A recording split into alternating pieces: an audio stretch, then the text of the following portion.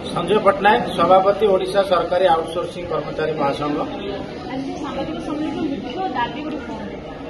आज सांबादिक सम्मिलन मुख्य दाबी होउची आपण माने जानिचंती आपण माध्यम रे आम सरकार को बारंबार दाबी जणाई आछू 18 मसीहार दाबी जणाई आछू आमर से 3-4टी दाबी।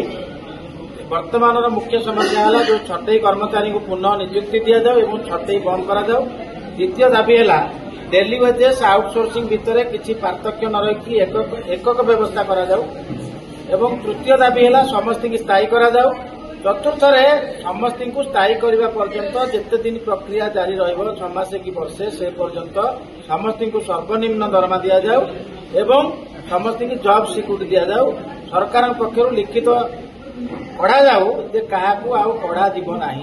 सर्वनिम्न दरमा तृतीय श्रेणी कर्मचारी को 30,000 एवं चतुर्थ श्रेणी कर्मचारी को 25,000 एवं जदि आज है अगस्त 20 तारीख आसंता सेप्टेम्बर 30 तारीख भितर जदि आम दाबी सरकार न शुणिले कि पूरण न कले कि डाकी आलोचना न कले आमे आसंता दशहरा मासरे राजरास्ता को ओह्लैबू।